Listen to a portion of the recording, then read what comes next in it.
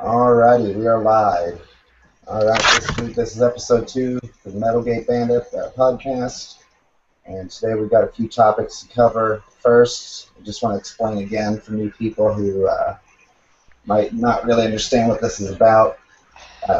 MetalGate is inspired by GamerGate. It is a reaction. Alrighty, we are live. This is episode 2 of the MetalGate Bandit podcast. I'm so sorry. Today we've got a few topics to cover. First, just want to explain again for new people who might not really understand what this is about. Remind me what that button is so I do not press it myself. Alright, I got it fixed now. Alright, so just to start again, and apologies again, everybody. We're going to go explain what MetalGate is, where we want to take it. For new people who might not understand, MetalGate is kind of inspired by GamerGate, and it's a reaction to a certain ideology, which has been labeled as social justice, coming into our genre of entertainment, and trying to change the direction or shame people for representing certain ideas. And initially it just started out with a few articles. People reacted to that, and MetalGate was formed. And now we're here 3 months later, trying to kind of just stage a platform for the future so that people have a place to debate these issues without getting crazy. Like we saw in GamerGate, people doxing each other, calling the police and all that. We don't want it to get there, so trying to cut that off before it even starts. So if you guys want to kind of talk about what you see and try to explain things to people. My main thing right now is the fact that what I see with a lot of bands is that they're either capable of sticking up for themselves or not. That to me is just, what the hell they're going to do. The weak will die, the strong will thrive. That's pretty much my opinion there. The main problem I see is the fact that these bastards like to go after things like the venues, the recording labels, the music hosting sites and shit like that to essentially cut off their source of income. That's where the biggest line of bullshit is here. Right. Like, we don't like your band, so we're going to call up the next venue you're going to and threaten them, or we're going to try to expose this hosting website for whatever bullshit that they deem to be offensive. Exactly. And Corey, what do you see with all this? Well, far from me to speak for you who started MetalGate and what direction you intend to take it in.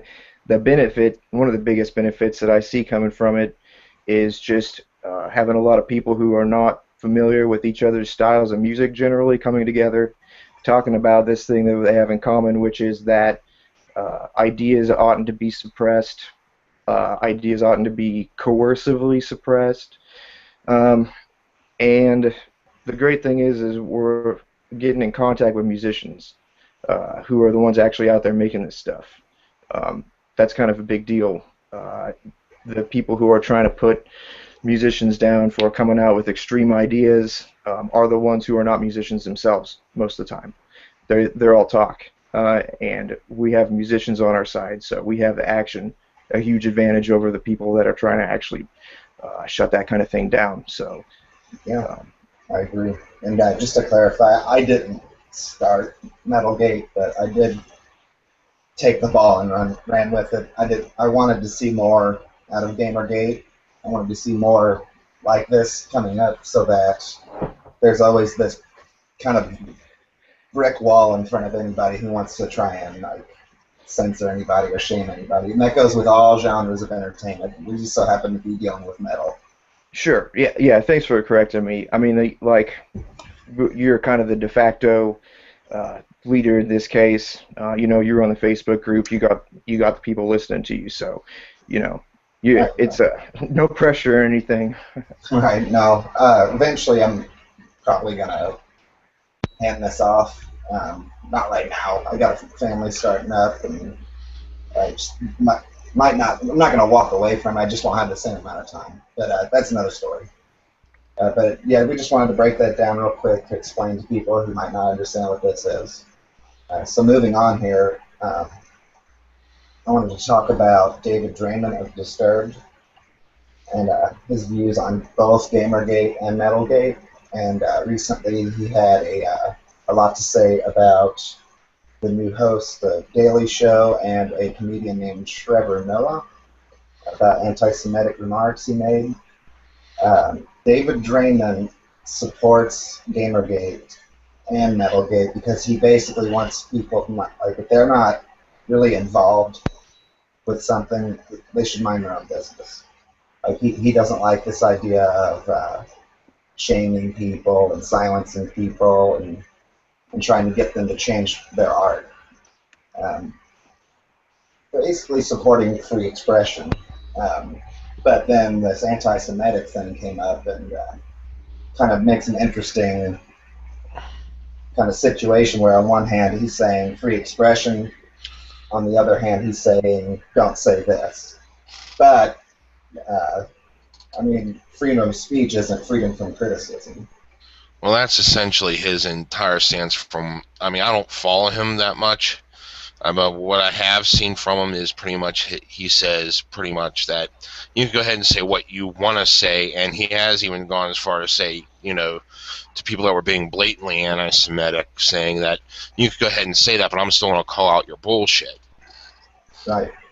So, you know, he's still, at least from what I've seen, I haven't seen this whole entire drama play out myself, so I don't know about that. Yeah, I'm not like, hugely familiar either. I just wanted to bring it up because it brings up an interesting point. And that is, you know, you can express yourself however you see fit, but there are consequences to the ideas that you put out there. You will get critics, and you should listen to them.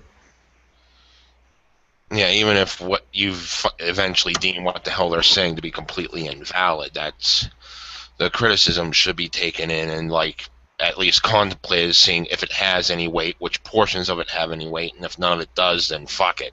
Right, right. There's going to be a lot of shit people say that, you know, you can dig around it as much as you want. It's still just a hollow insult or what have you. You can just throw it away. But there, like in this case, there's been other media outlets saying basically the same thing, that, yeah, what the guy said was offensive, but should he be fired for it? I don't know. You know, I mean, it all depends upon how stringent the fucking, you know, speech policies are for different companies, because some companies say you are a direct representative of us whenever we employ you to do XYZ things, so anything you say will turn us into bastards, we're going to have to fire you for it, versus other places that just shrug their shoulders. I mean, we're talking about a comedian here, so yeah, obviously... PC really doesn't have a place in comedy. Yeah. An anti-PC rhetoric is like rampant in all comedy. Even from the PC side of the spectrum, they will still joke about some very anti-PC things. Absolutely. So yeah, just an interesting thing here. I mean, I'm always like unfettered free speech and yada yada yada, but then, you know, you got to think about it. And there's certain situations where you should just keep your fucking mouth shut. I mean, it's just better for everybody if you do. It's not really saying you should censor yourself. It's more like saying, is this really a wise decision? I mean, is it going to benefit you or anybody else if you say this? Kind of a deal there. Corey, have you heard anything about that or have anything to say about it? I mean, not anything about the comments specifically, but more generally, just what you already said was, you know, freedom of speech, freedom of expression doesn't mean freedom from consequences of your speech. You can't, you know, you're still not having total freedom of speech if somebody can not criticize. You can, if one person can say something that makes another person upset, angry, offends them in whatever way, then that person ought to be able to attack back. You know, it goes both ways. It's a two-edged sword. So what we're really talking about, I guess, is where does it end? Is it a matter of legality? Because you know, David can say whatever he wants to. He can't say though that you know, you can't say that stuff or I'm going to hurt you physically, or you can't say that stuff. It ought to be illegal. It's so bad. But you know, he's totally within it. I don't know. There's nothing wrong with saying you ought not to say that. Right. Uh, there's a limit to everything, really, and I mean, you can go too far in pretty much any case, no matter what you say, to the point where you're saying something that is just overall negative and harmful, and it's an Stupid. abuse of free speech. There's definitely a point where you're abusing it and not exercising it. Right. And I think just unless anybody else has anything else to say, kind of just wrap up, is don't run away from criticism. Don't run away from people making fun of you or anything like that. Just you should stand up to them. Other people will stand up for you. And on the other side, same thing. That way, you don't have to fight. You just talk about these things and debate these things. We don't want to see freaking violence and doxing and all this stupid shit that happens. The point is, be as expressive as you want. Just realize people are going to react to it. And they're going to have their say as well. Would you guys say that's about it there on that topic, or? No, that's right on. Absolutely, I'm with you. Yeah. Yeah, that's about all I can think of there. So. All right. Yeah, I didn't want to spend like a whole lot of time. Like I said, I just heard about it. I don't have like all the information there. People can definitely look it up though. It's all over the internet. But now we're going to get to kind of a meat and potatoes kind of topic here. Jim spent a lot of time on this. We want to talk about the old school versus the new school narrative in metal, and that there's been historical revisions. I don't want to like go way into it because I'm not as studied in it as Jim would be. So I'm just going to let him have the floor here, and Jim, go right ahead. Okay, well, time for the monologue here. As I said before, when I first got into metal, like late in 1992, the magazines I had read gave me an image of women-hating racists permeating the scene. That ended up being far from the truth whenever I actually started going to the shows. Were racists and misogynists present at the shows? Yeah, but they didn't really dominate the scene. Most of the neo-Nazis and other people just kind of congregated to the corner, far side of the door, and pretty much were kept in their place at most of the shows I'd been to. Other shows I didn't even see them at all, especially in the underground where the magazines tend to claim they congregated. A few more articles speaking of the good old days back in the 80s were trying to tell me that essentially a lot of people had died, and there were riots and shit, and people and cops showing up in riot gear. So I actually had to talk with a bunch of people that were on the scene before I was there, essentially getting schooled by the old schoolers in my day, and found out a lot of this was untrue. I tended to take their word for it because the magazines I'd read back in the day were wrong about the scene itself, so why else should I trust them about the past? So on night one of the hashtag, I was fed that the problem with metal is metalheads article, and I was asking really just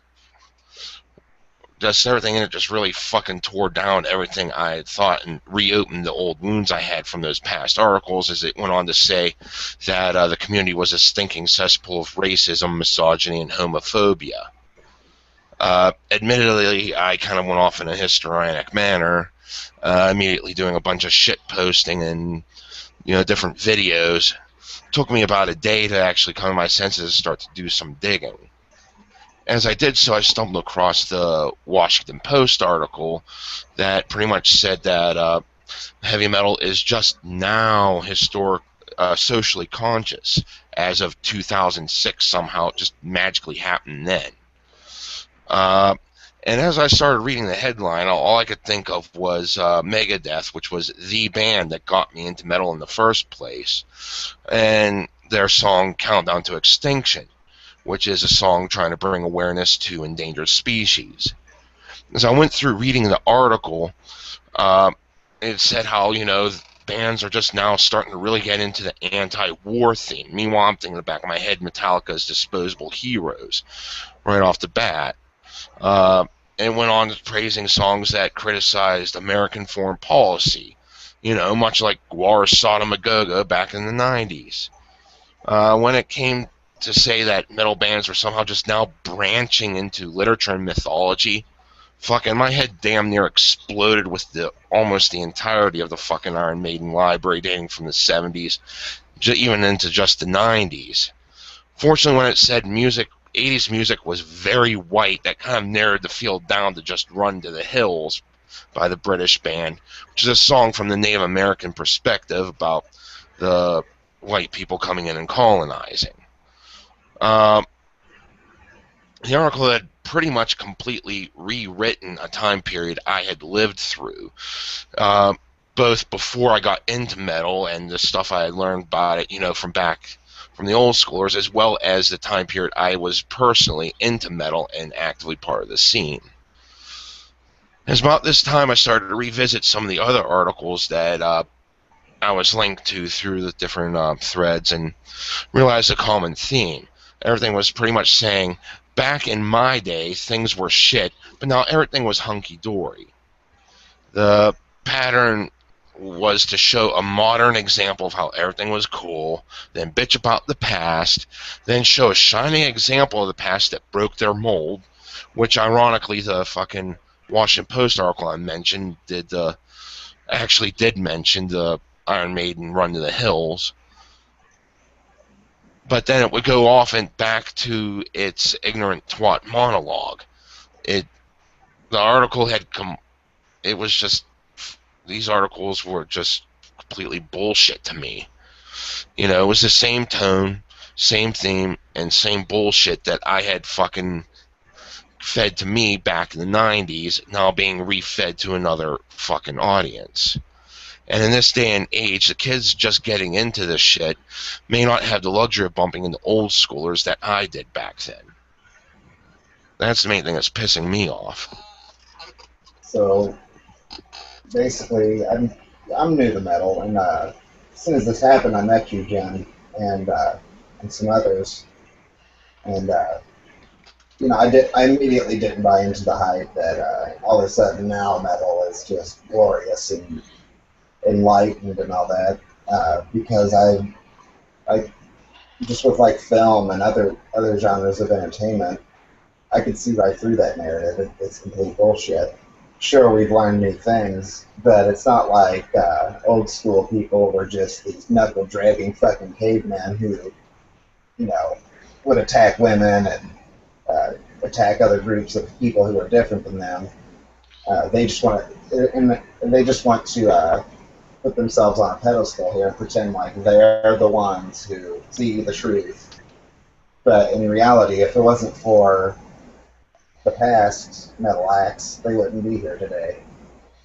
Well, one of the things that I also noticed is that they really, really did try to paint it as, we don't know how these people survived. Everything was like it's some egoist type of anarchist style where kill or be killed, and that really wasn't the scene. Were there extreme acts every now and then? Yeah, but it was typically few and far between. It had a bit of like glory to the name, if you ask me, but it still didn't really permeate the scene as they were trying to paint it, that we were all out to kill each other. Right.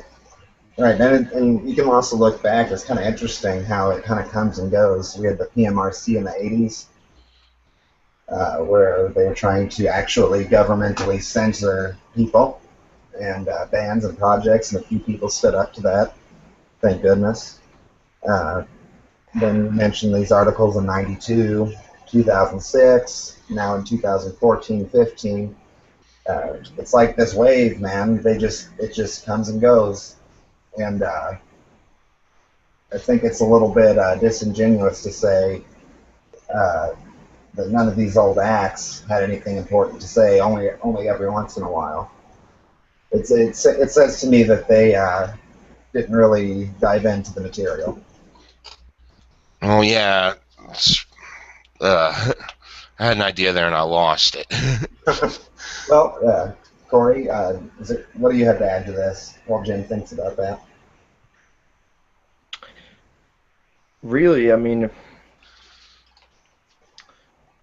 Man, I don't know. I've got a general understanding, but I was not going to shows that early. Um, I can't really say that I have the same historical perspective that Jim does, just because I was not going to shows that early, and I was definitely not going to metal shows that early either.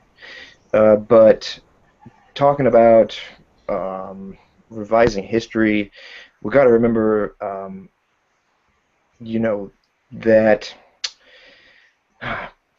basically trying to say this in a way that doesn't sound like I'm just being mean, but here goes anyway. Basically, people are easily tricked into thinking that something's new if you can convince them it is. Music hasn't changed all that much from the older days. Um, in terms of the technique, metal's stayed, it's done some shifts through its extremes, but for the most part, metal still sounds a lot like metal. And a lot of people aren't really going to be so into it uh, that they're going to be judging the music constantly as they're hearing it. They just want to hear something that sounds new and exciting rather than the same thing over and over again. And if there really is nothing new and exciting to peddle to them, then you can convince them that it is with not necessarily a well thought out article, but one of the convincing argument, like metal's so much better now due to we don't have these things anymore. We don't have bigots and racists everywhere.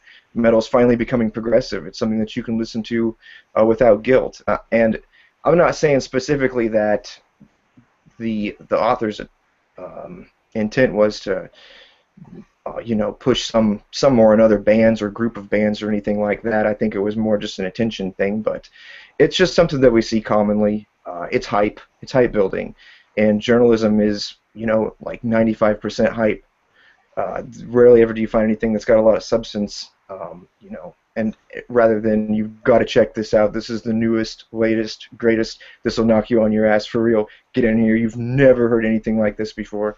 That's mostly what we hear, so I'm not really surprised that that kind of thing was said by a journalist, but again, Jim's perspective is going to be relevant because he was actually there at the time.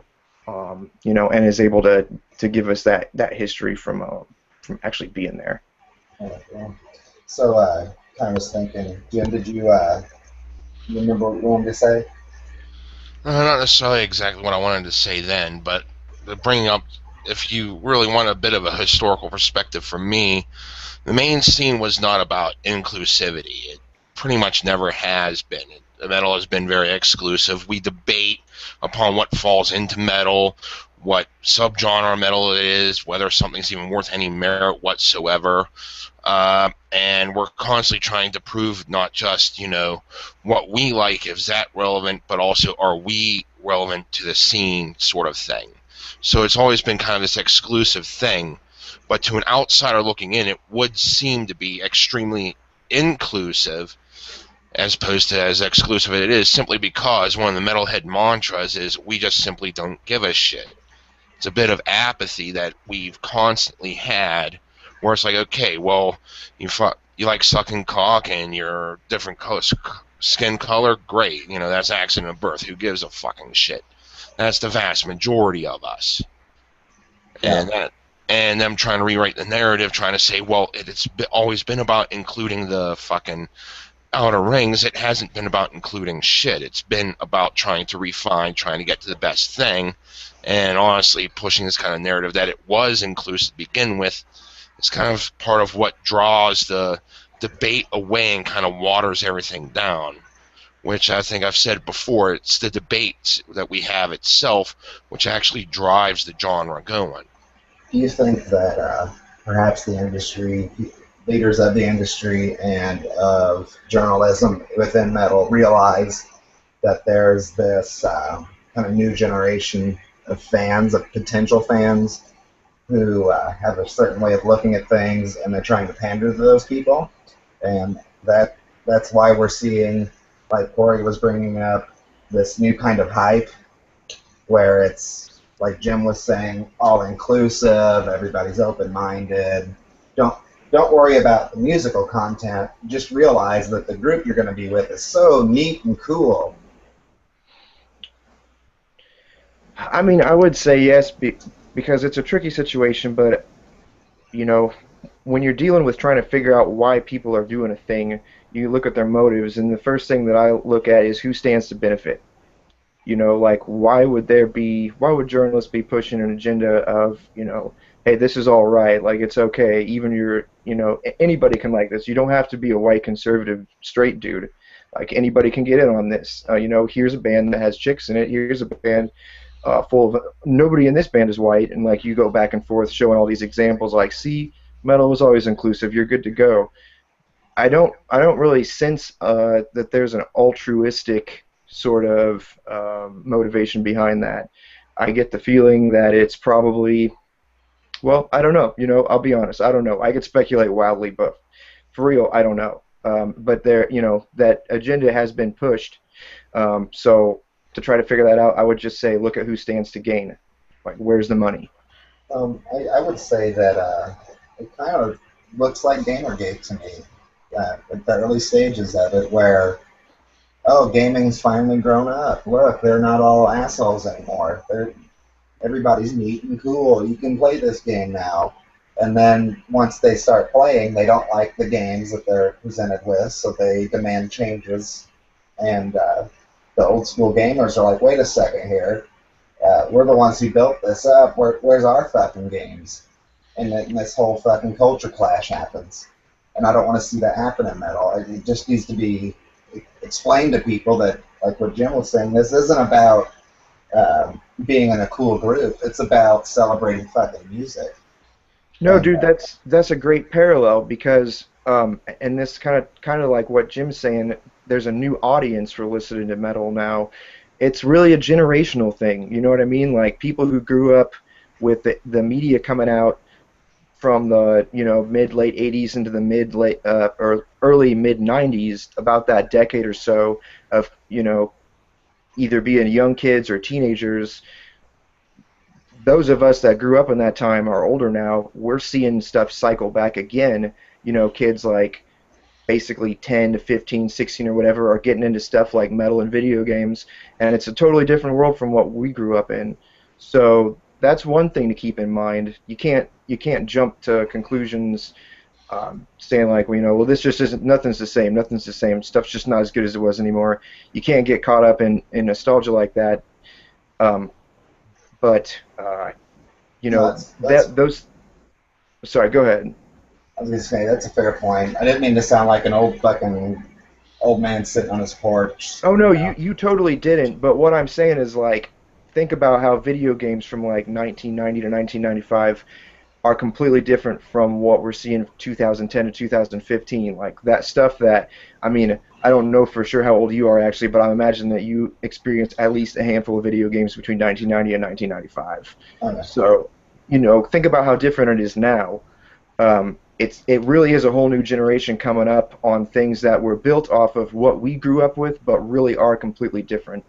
So, And I'm not against change. I'm not against, we saw that like proto metal, we saw Black Sabbath, we saw like Iron Maiden, Metallica.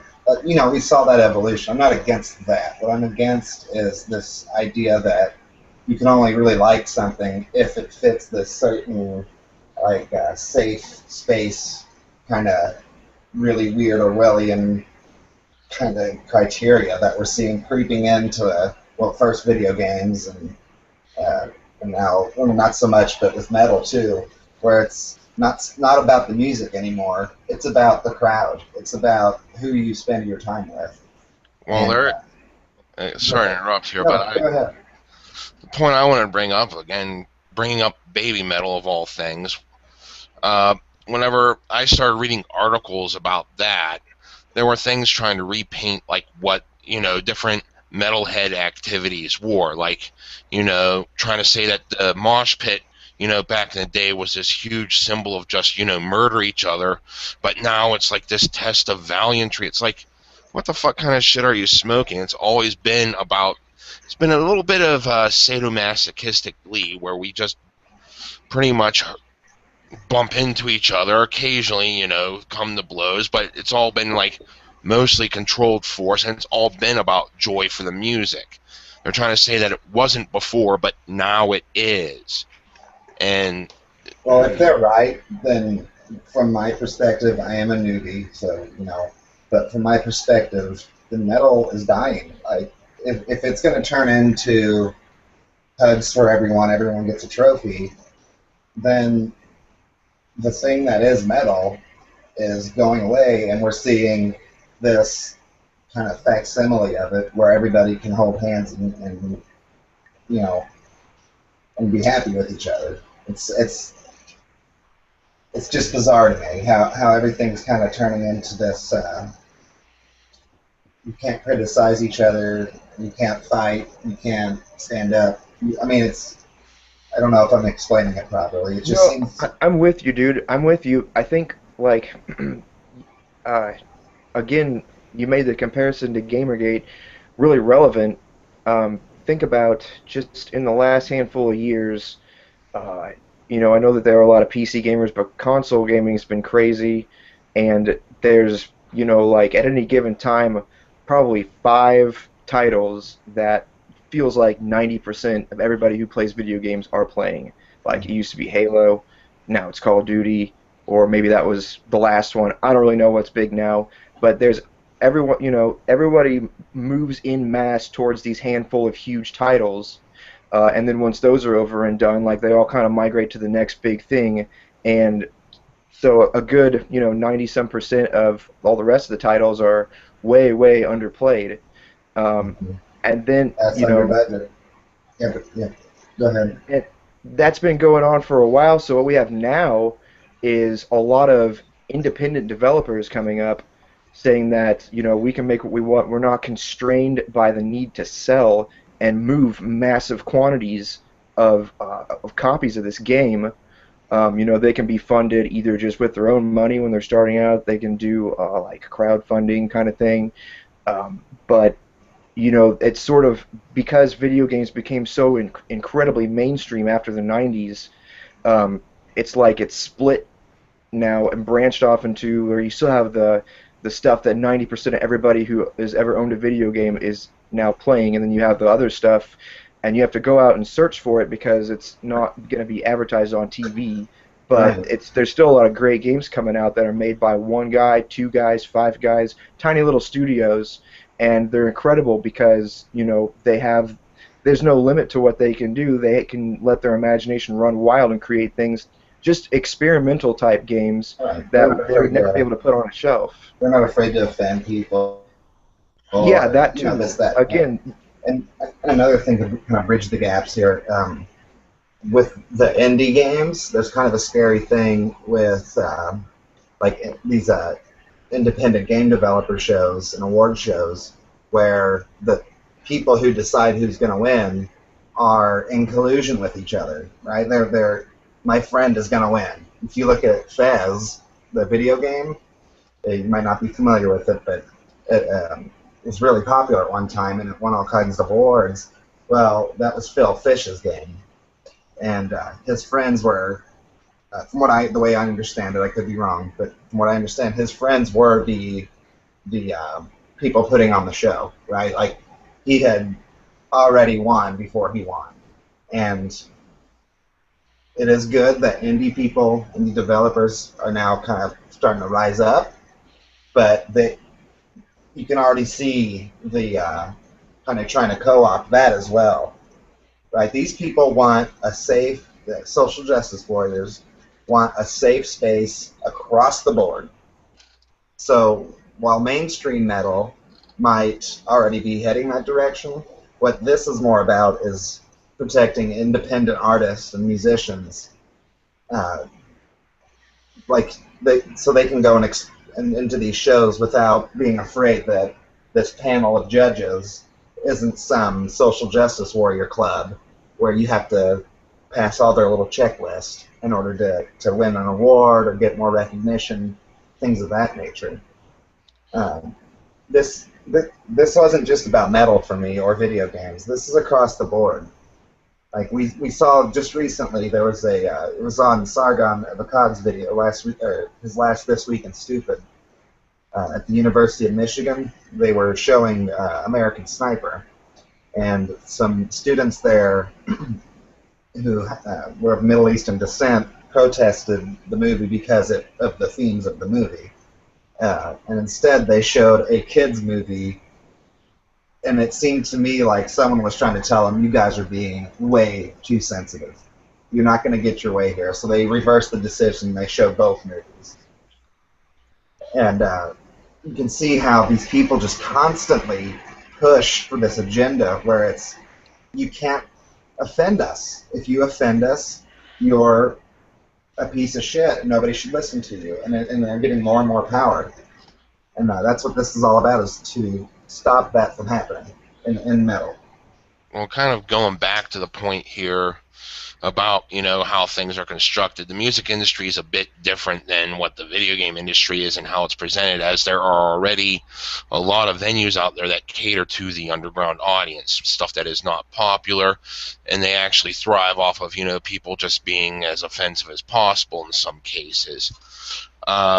The big question here is not whether the bands themselves, because, like I said, to me, the strong will thrive, the weak will perish. That's just kind of the way it's always been within metal. But it's the venues themselves starting to go on and collapse, saying, well, we're receiving death threats now, which honestly was never really a thing. You know, so they're trying to, you know, shift shows elsewhere to do whatever. Or, you know, you hear people trying to email different labels and shit, trying to get people pulled because, oh my god, they said the naughty Hitler word or whatever. You know, Hitler seems to be the big thing they're going after these days. I swear it has to deal with introspection there. Yeah. Yeah, for sure. And we saw, you know, and I've gotten some criticism over this, that band Black Pussy. They're not metal. Okay, let's just get that out of the way. They're not metal, but it shows what this leads to. They have a name that offended these people. Thus, they called the next venue they were going to and started fucking threatening them. Well, I mean, that is unacceptable to me. That's not free expression. That breaches this understanding between all people that we shouldn't really hurt each other, right? Or be better off if we don't. And they fucking just breach that time after time after time. And they're dangerous fucking people. Now, there was a thing not too long ago where this page was trying to set up, I think it was called Gigs in Glasgow. I think it's out please, in England. Yeah, go into that now. Yeah, they were trying to set up a gig for Satanic War Master. It's a black metal band. I'm not really familiar with it, but there were a bunch of people coming up and posting saying, oh my god, they have a song about Hitler. It is so evil. I have not heard the song, so I can't gauge what the hell it was all about, but in all honesty, it's like, why the hell are you trying to ban this band? You know, that's kind of what they were trying to push for on the internet level, and, you know, the main site, thankfully, just purged the damn entire thread, started a new one saying, fuck these guys, we're still going through with the show, so that's fucking cool there, but, you know, you also compare the whole entire Black Pussy thing, the original venue, you know, kind of told them that they can't perform there. You know, so they had to find a new venue and shit to do their thing. So this is kind of what's going on here, you know. Some venues will still stand up for the artist, where others will cave in and the artist is left up to their own devices then. Right. And as far as like people standing up for themselves, that, to me, that makes what we do here a lot easier. So the call is, please fucking stand up for yourselves. Don't let these fucking people bully you around. The less we have to talk about it, the better off the scene is. If, like, for example, in gaming, if people had stood up to these people early on, we probably wouldn't have seen GamerGate happen. Like, I think there was this couple of years there where it seemed like everyone was wrapped up in this. Everybody hug, everybody love each other, kumbaya, and weren't thinking about the consequences. And then it just kept rolling down the hill. And only a couple of people noticed it, and everyone was like, oh, you're just being paranoid, and you're just, you know, you're unneeded and unnecessary. And I'm getting a lot of that kind of criticism too. But it's going to take from what I can tell, something painful will happen before people, I guess, take that big stand. But I think what we're seeing is which bands are going to be strong enough to stand up for themselves, and which bands are going to let people walk all over them. And part of the, going back to the original topic here, they can't revise this because of MetalGate. They can't go back and say, well, we tried, we succeeded. You know, because MetalGate happened, they can't revise this anymore. We're going to have historical records of this, you know, which I think is really fucking cool. Well, bringing up a point I wanted to bring up, you know, off the original topic here. I remember whenever the tag first started out, and I was still fucking raging shit posting, you know, just the most offensive bands I could think of at the time. I stumbled across a conversation in the tag where some guy was literally trying to tell some kid that back in the 70s, girls never went to shows. I mean, this just fucking blew my mind that someone was even trying to make this claim. I mean, you look at fucking footage from fucking Black Sabbath, which is what I told the kid to look at. You know, look at some of the Black Sabbath footage from the 70s. You'll see fucking chicks in that show. It's actually pretty close to 50-50. When you go back, you know, even into the 80s, you know, and early 90s with Metallica's live shit compilation, you'd see fucking chicks flashing tits at the band. I mean, you know, and they were fucking everywhere in the fucking show, you know. So it's like saying, you know, they weren't there then, but now they are. I mean, there were certain shows that girls seldom went to. I mean, a lot of the underground death metal shows I went to, you know, it was a very select few girls. I mean, but, you know, it's also there that, like, oh, wow, there's a girl on stage who's doing some good growling. You know, that's fucking awesome, you know. I mean, not for the fact that, you know, it's a girl doing the growling, but for the fact that she was fucking doing a good job of it and the band was meshing well. I know. I would add to quitting that band, but mainly because she didn't like what they were trying to pussify themselves into, she said. But oh, you talking about that gal who just said we need to stop saying it's a female-fronted band? Oh no, that's actually kind of like just an article that I was just recently shown. I'm talking about back in my day, back in the 90s. It was like fucking, you know. You know, you had your I would say it really didn't fucking matter because people would, even though the girls would seldom come to the underground death metal shows, they still showed, like I was trying to do, was, you know, there was one girl who was a growler that drifted from band to band pretty much because nothing was brutal enough for her. Right, so for her it was about the fucking music, not that she was a chick.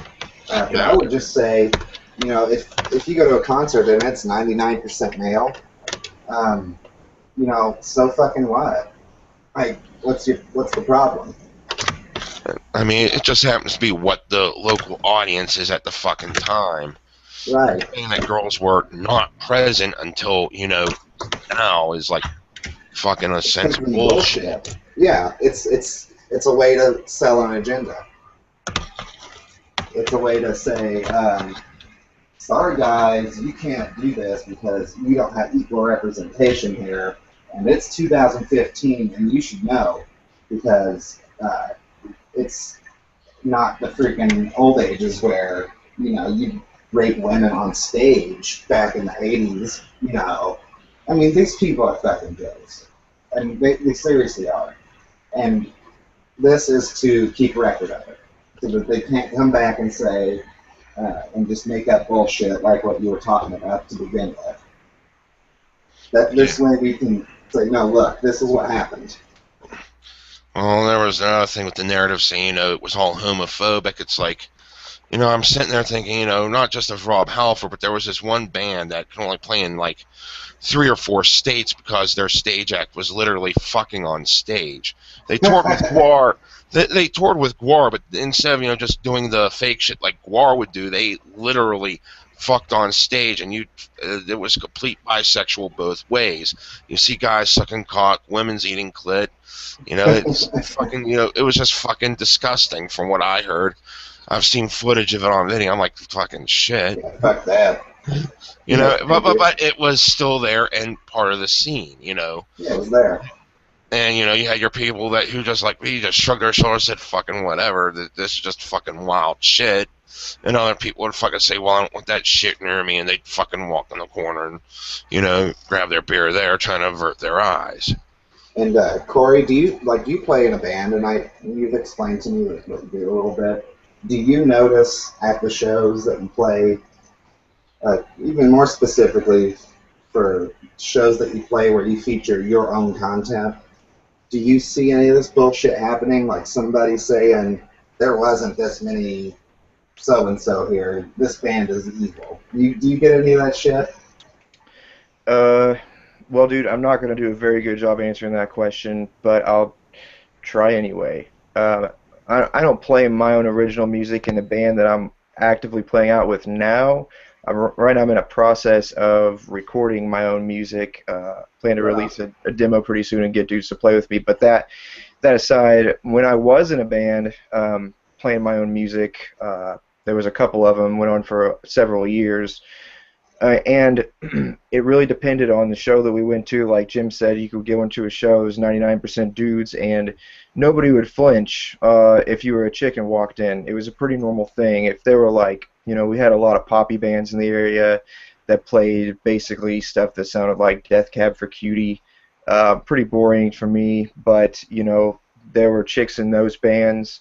A lot of chicks came to see those bands. Then there were some punk bands that had a pretty even mix, and then there were the metal bands that were mostly dudes. And here comes my first, hopefully my first real controversial thing. Metal and hardcore, some more extreme versions of punk and whatnot, those are songs written by dudes fueled by testosterone.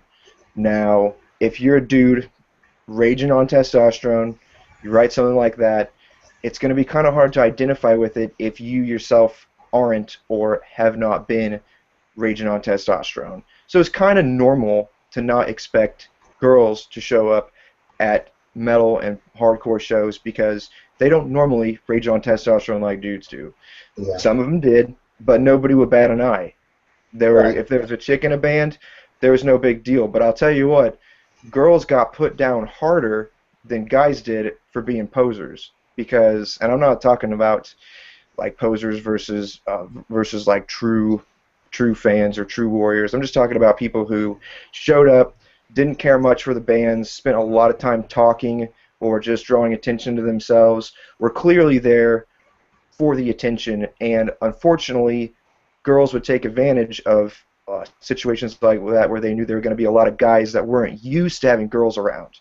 So they were easy to spot when they showed up at the shows, not to see the music, but to be seen. And they got put down hard, but yeah, I think they deserve it. The guys deserve it too. Guys would show up, talk a lot, oh, such and such sucks at guitar, like, I can do so much better than that. They'd yell at the band while they were playing, and, like, those guys got put down too. You gotta, so long as you're there clearly for enjoying the music, I've never seen anybody get shit for that. I've never seen it. I don't think it really happens. I don't think so either. No, I'm not going to sit here and say that some fucking guys at these shows aren't fucking sexist as fuck. But what I am saying is those people are usually dealt with. I mean, if it's obvious what they're doing, nobody's going to just sit by. I mean, from my experience with, like, maybe not metal shows, but just being alive and out there, is if shit goes down like that, people usually don't put up with it. Yeah, you're held accountable by the others in the group. Like you said, there might be one guy who is just who just doesn't have any respect for really anyone and is going to treat people like shit, give girls a lot of crap when they come in, make them feel really uncomfortable. Yeah, those guys are going to be there pretty much every time, but they're held accountable by the group. The rest of the group doesn't want to be seen as someone who acts like that one dude, so he's going to be shunned. Right. Or worse, if they see him acting out like that because they realize, hey, he represents us in whatever vague, abstract way a group is represented, but he represents us. We don't want to be represented like that. Get out. I've seen that happen plenty of times. It happened to me a couple of times. Right. But, it's kind of a self-regulating system, right. especially when it comes to more extreme strains of music and and underground groups, where a lot of people aren't really with you. It's just a handful of fans in a city. They're going to stick together, and if you can say like, well, yeah, that's pretty much it. I suppose I'll just end it there. Okay. Well, I would say that the revision from something like that would be they would focus on that one asshole, but they would not tell the story of the 200 other people who turned around and said, "Hey, motherfucker, we're not going to have that shit here," or they're not going to tell the story of the girl who was like, "I don't give a fuck what you think." They're not going to tell that story. They're just going to focus on, oh, look, these metalheads, they're so sexist, when it was actually just one or two fucking assholes. Sure. Anybody really paying attention and reading between the lines understands that those are just the exceptions that prove the rules, but, when you write about those things, it's for attention. So you're going to make it as controversial and scary sounding as possible. Yeah. See, even back in my day, whenever I was just starting out in the metal scene, there was always this code of honor enforced. And part of it was sort of chivalrous when it dealt with the women, because things would quickly be confronted. Like, someone fucking gropes some chick out in the middle of the fucking open, they're gonna fucking get confronted right then and there by like 6 guys saying, "What the fuck you doing? Get the hell out of here." Yeah. I mean, they didn't coddle the girls like little girls, but they did fucking try to enforce the shit when it came to the women. I mean, and people would get the shit beat out of them if they fucking stepped too far out of line. I mean, there was a lot of heavy enforcement of like just a general code of honor, plus everyone pretty much encouraged to develop their own personal codes of honor, as it's kind of like what goes into the unwritten, unsaid kind of rules of being a metalhead, at least presented to me back in the day. Right. And it seems that this narrative saying old versus new in this perspective is trying to drive a wedge there, saying there was no honor, there was no set of ethics, there was no bullshit or anything, even remotely resembling civility. It was just all anarchism, chaos, and people murdering each other. Here's a church burning. Enjoy. So therefore, we must instill these new rules and regulations and safe spaces. I totally get where you're coming from, and just wanted to point out further that when I talked to Shane Mathis about this kind of similar situation, I brought up that I'm rooting for the gay guy who comes and shows up and is confronted by some fucking homophobic motherfuckers who stands up to them and says, "I don't give a fuck what you motherfuckers think. Yes, I'm gay, and I'm here to have a good time, so get the fuck out of my way." I'm rooting for that motherfucker who stood up for himself versus him running away and not giving everybody a chance to stand up for him, right? Like, I would rather see the woman or the black person or the gay person or anybody stand up to this fucking people rather than run away to a supposed safe space, which in my opinion is more dangerous because you fucking box yourself in. Like, you're telling the world that you deserve special treatment. Nobody can confront you on anything, and I'm not saying that they should confront you on certain things. What I'm saying is they're going to, and it's better to stand up to them than it is to run away from it. One thing I do want to bring up here is that the whole entire situation, this old versus new kind of narrative, and the type of crowd it seems to be trying to draw in to the fucking scene is kind of reflective of back in the day whenever we had the great Metallica wars of the 90s, as I call them. Pretty much you had the diehards that, supported Metallica no matter what they did. People like me who were fucking saying that Metallica wasn't metal anymore, hence, fuck this shit. Then you had this new crowd coming in of new Metallica fans that said only the new shit counted and anything old they did sucked. Sorry. Go ahead. Oh yeah, to say that these things didn't get heated and, violent was fucking an understatement there. Just, yeah, but still, it's like the same type of attitude I remember from the fucking new Metallica fans trying to enforce that everything Metallica did, before the Black Album or before Load was, bullshit. That was the same mentality I'm seeing with a lot of these articles trying to push this old versus new narrative. Right, like the new stuff is superior because X, Y, Z, but someone who's been around, or even me, someone who likes to keep an open mind, looks at that and says, that sounds like fucking bullshit. But then you realize there's this huge mass of people who are buying into this narrative all over the place, and it's kind of creepy. It's like... I mean, the debates that me and one of my guys I worked with on college TV back in the day, we get in the fucking debates constantly because, like I said, I was of the camp that, Metallica stopped being metal with Load. I even excused the Black Album because that's part of what got me into metal, and I even recognized that was part of nostalgia there.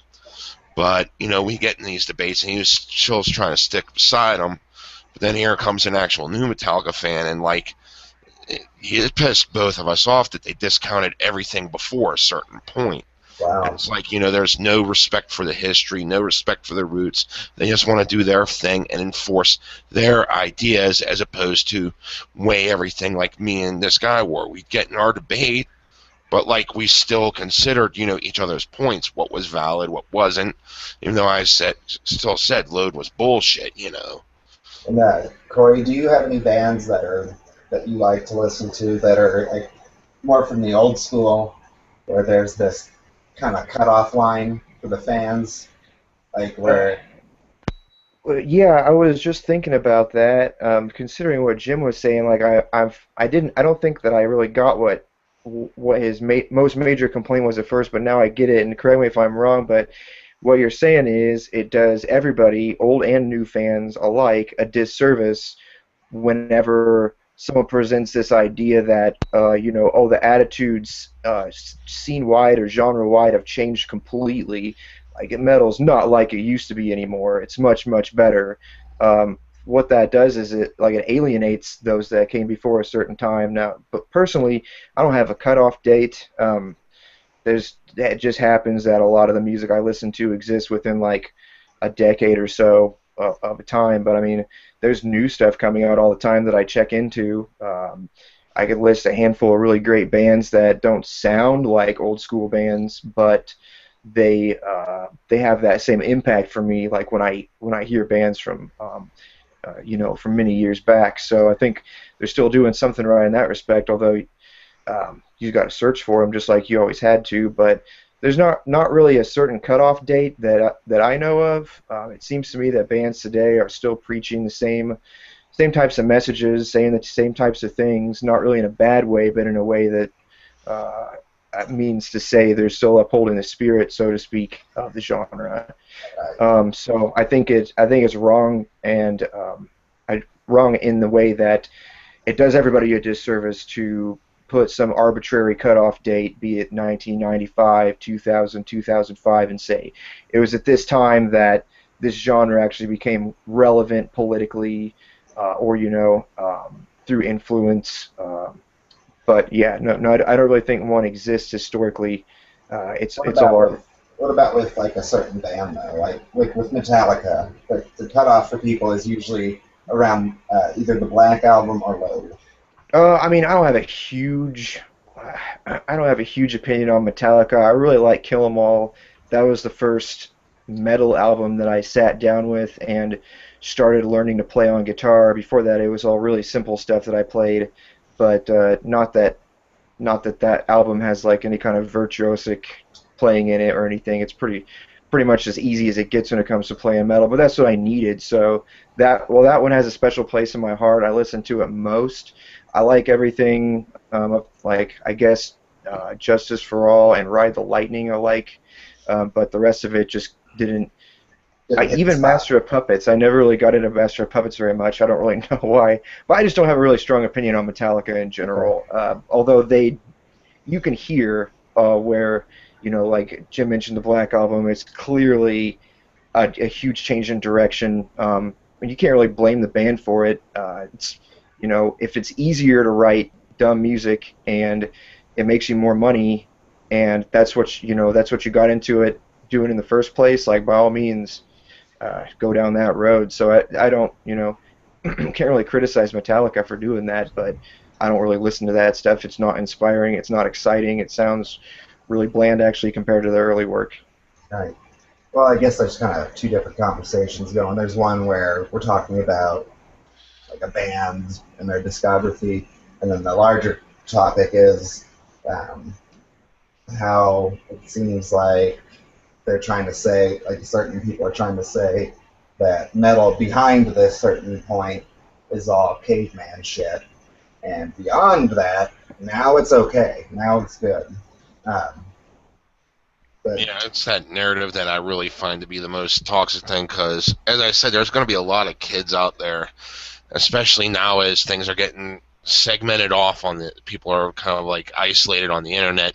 They're not going to have the same experience that I had where I was able to go up and BS with the old schoolers to see what the hell the scene was all about and stuff and ask a few questions here. I got labeled as a poser every now and then because of it. It's still, instilled a bit of more knowledge in my gaining knowledge of what how things were beforehand and what the scene currently was.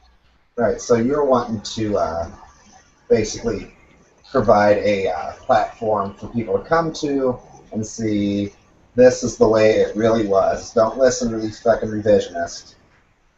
Yeah, that's a big part of my argument there. It's part of what I want to see done. Just because the kids, I really want to see the kids at least get a realistic grasp. Were there problems? Yeah, minimal in number as they were still problems. I'd say But you got to take the good with the bad here, and most of it was fucking kick ass. So yeah, our job is to provide that fucking the real debate and try to present both sides of it so that it doesn't get lost in this fucking narrative where, now it's safe to listen to. But really all of it is, you just have to examine it for yourself and think for yourself. Don't let other people dictate to you what this is about. Which, Yeah, but listen. I mean, listen for what people have to say. People like Brett Stevens running Death Metal Underground. He's doing a great service, especially for people just getting into metal, because he doesn't draw a cutoff point. Well, I kind of take that back. Sometimes he does say that metal after this generally lost its direction, whatever. But it's important that, for me anyway, I'm not exactly saying that this is what Jim is. I'm not saying that this is what Jim means, but I agree with Jim because it is important, I think, for people just getting into music to know the history. And if they're convinced that the history is not only irrelevant, but was, an undesirable scene with undesirable attitudes, full of undesirable people, then they're going to be really lost, and they're not going to have a clear foundation for building their music on because they don't know where it came from. And we're going to get shitty music because of that. It happens all the time. fucking A, dude. Sorry. No, that's all I had to say, really. Yeah, when it comes to like a lot of music, all music I've pretty much heard in my life, everything is built off the past, and by trying to draw that disconnect, like Corey said, we're gonna end up with a lot of fucking bullshit. Right, like I was saying earlier, if this narrative wins, this social justice narrative wins, metal is, I mean, unless we're talking about like underground guys who keep it going, or guys and gals, whatever, metal in the mainstream is just gonna not be fucking metal anymore. Like, it's gonna be more rock. That's where I see it going. And I love rock, but I'm not gonna be this fucking selfish bastard. No. Well, no, dude. The reason that metal came about in the first place was because it was trying to express ideas that you couldn't express in rock music. And rock music is, in a lot of music anyway, and good music, the song form is based around the ideas that you start off with. And metal had a lot of things to say that you couldn't say in the context or the format of rock music. It was kind of like trying to make like shields and armor out of clay. It's a different medium. You need to start off with a different substance in order to build something effective afterward. And so that's where we got all the metal techniques from, different styles of composition, different ways of guitar playing, different types of soloing, different types of vocals. All those came about not just because people were trying to get more and more brutal, but because they needed a new method of expressing these really far out and extreme and intense ideas. And so if you're trying to go back and tell new fans like, yeah, we didn't need any of that, that stuff actually hurt people more than it helped, we got to ignore that, that was the bad era of metal, then what do they have left? They don't have a reason for utilizing all these extreme techniques that were introduced into into the canon of rock music. And so you have empty, wanking, really. Yeah, I just got two things real quick. First one is I encourage social justice warrior bands to fucking show it up, man. Show us your music, right?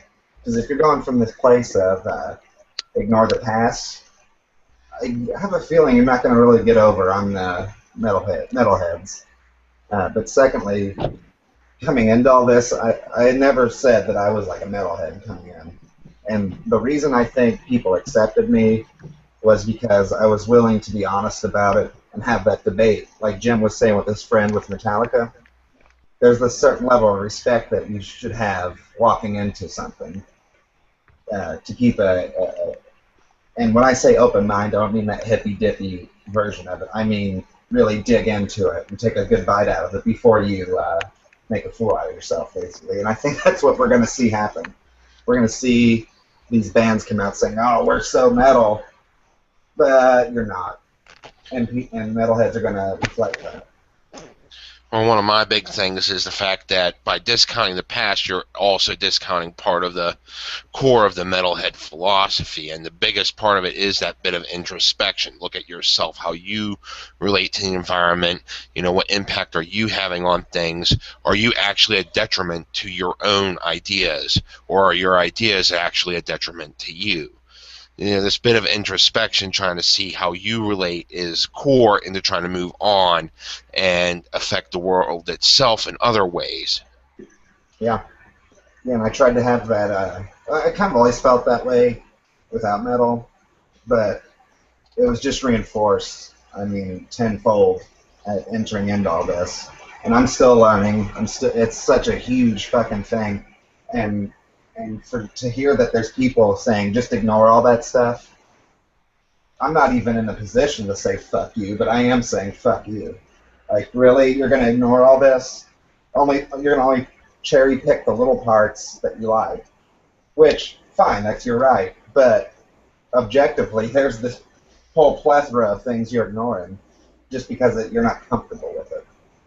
Well, I call bullshit on that. Like with black metal, I wasn't really comfortable with some of the things I learned about it, but I felt obligated to learn about it, right? Like, I'm not going to just sit here and pretend like I know all this shit. No, for sure. That's exactly the kind of attitude that is important for anybody, and that's discouraging that attitude is kind of I think one of the things that MetalGate should be about, discouraging the attitude that that everyone or every idea associated with such and such an era or genre is just negative.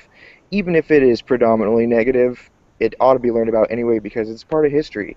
You don't take a history class and skip over all the revolutions, the wars, the genocide attempts.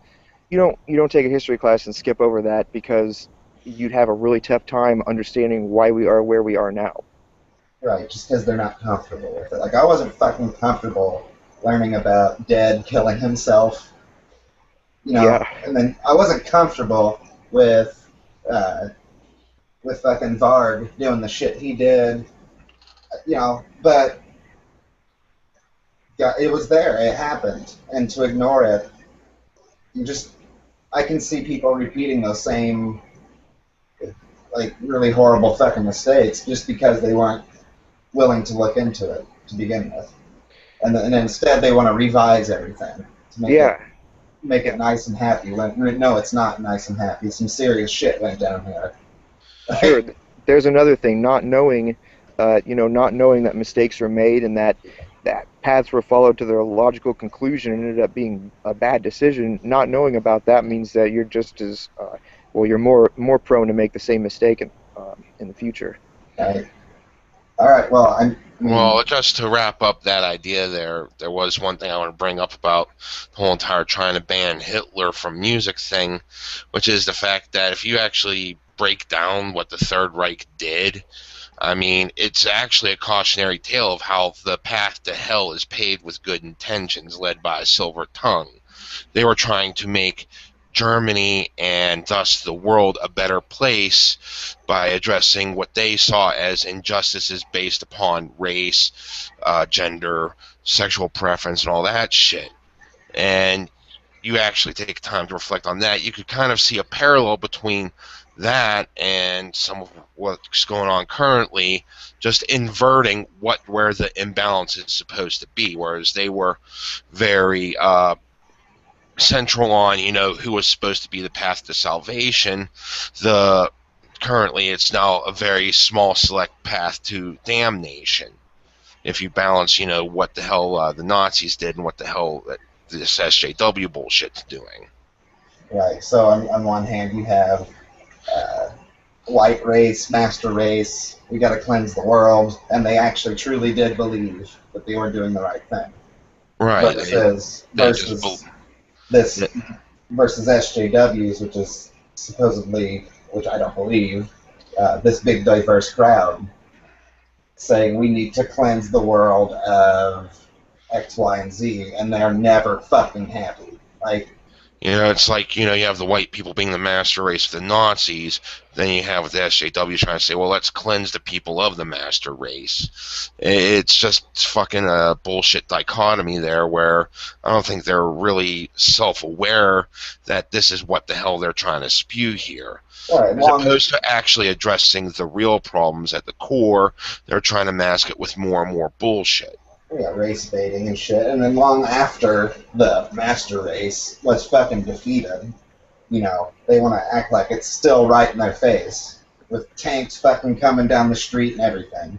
And that's, I know that sounds dramatic, but that's how they behave. They really do act like, because Band X went up there and played a certain way and said certain things that, oh my God, I'm so fucking oppressed, and it's systematic, and we need to change the laws, and it's getting more and more and more extreme, and they might have good intentions, but the results aren't going to be good.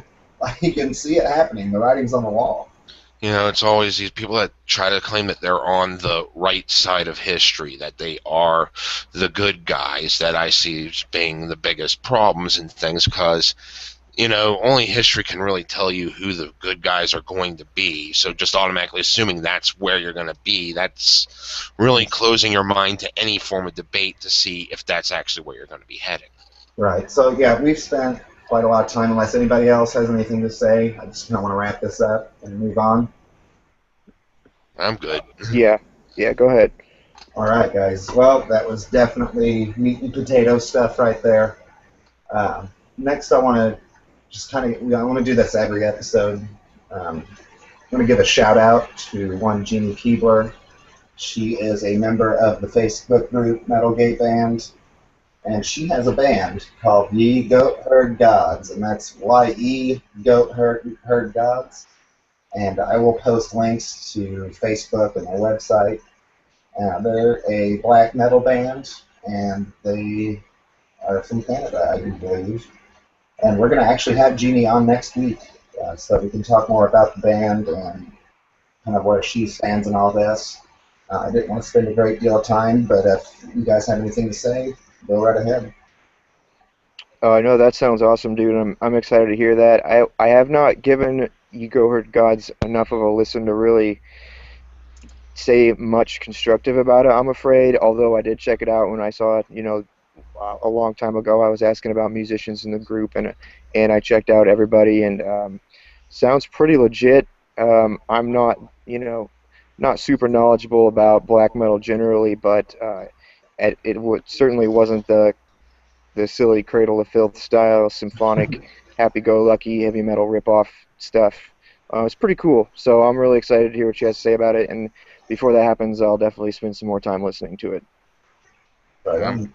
I'm pretty much in the same boat there. I checked it out. It sounded half decent. I didn't really get the chance to get into it because at the time I was trying to pretty much provide myself a deluge of new bands as things were popping up because I was actually getting exposed to some half decent shit for a change, as Right. opposed to the brain dead bullshit I've been getting for years. So it Yeah. was just a nice, refreshing pace to actually hear something at least, that clicked. This is half decent. Maybe I should check it out, and I just forgot to check it out further.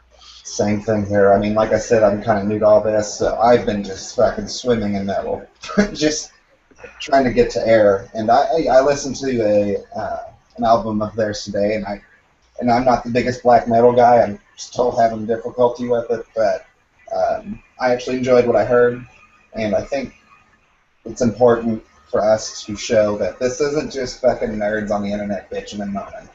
There's real people, real musicians, real bands involved in this who understand what we're doing, want it to happen, who support us, who support them, and this is going to hopefully continue to go on.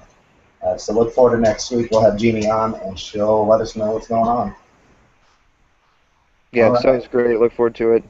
right on, man. Right on. Just moving on here, we got another meat and potatoes topic here.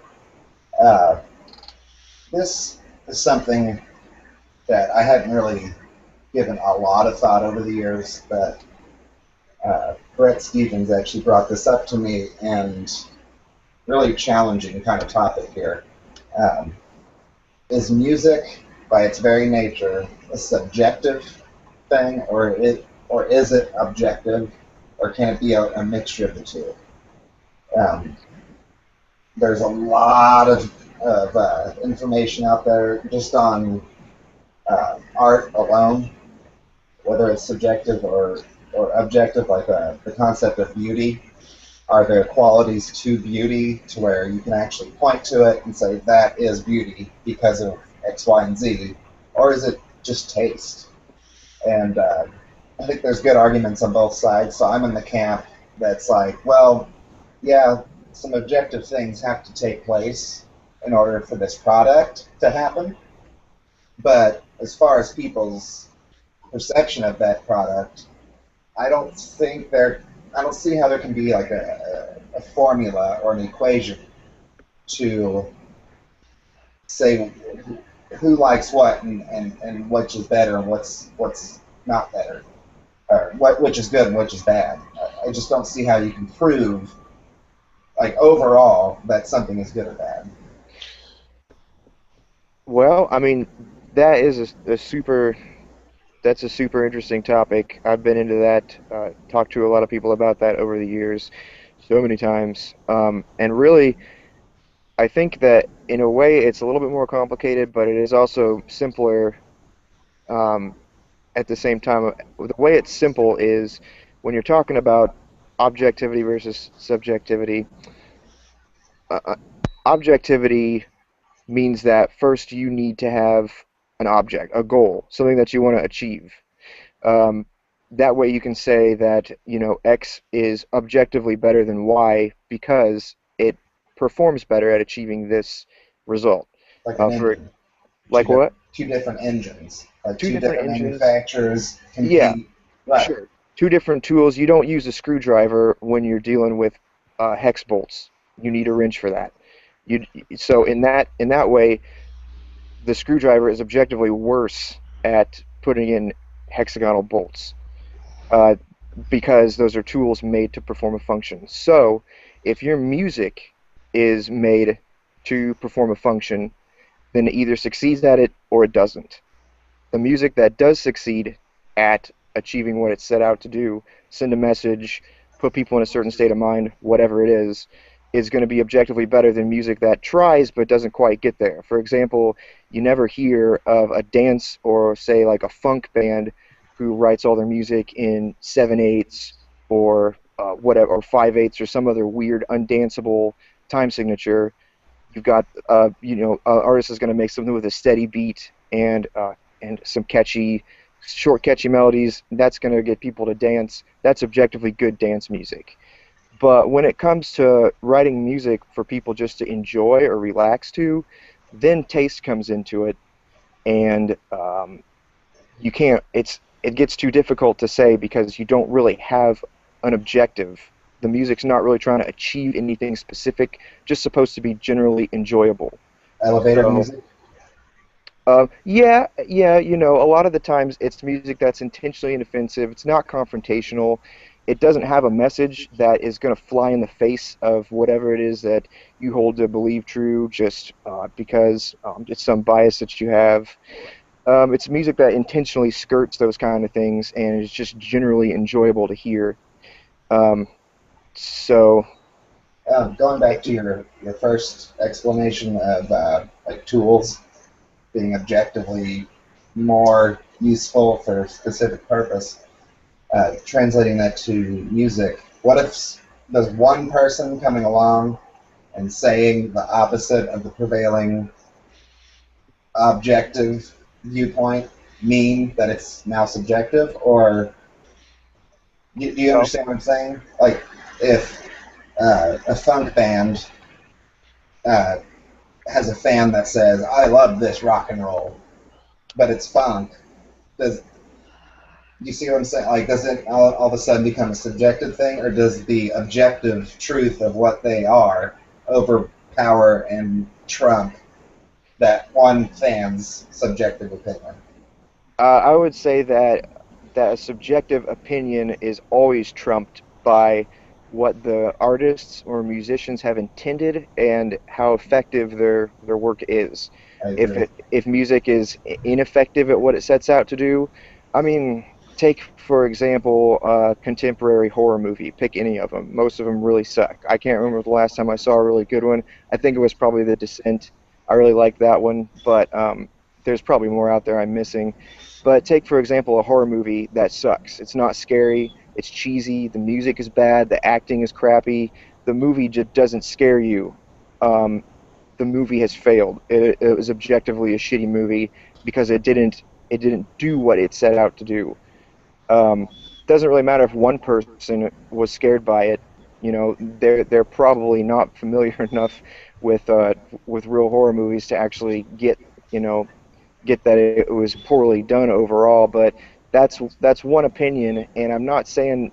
See, this is where the argument of mine gets tricky because now it sounds It like I'm does. saying that it's that objectivity is determined by however many people agree on one thing, and I don't really want to say that. I know it sounds like I am, but again, you have crazy people who say who don't think the same way a normal person does. You have colorblind people. You have straight up blind people. They can't tell everybody like, there's nothing out there. I can't see it. There's nothing there. It's one person who just because of their particular perspective is not able to grasp the actual reality of what's going on.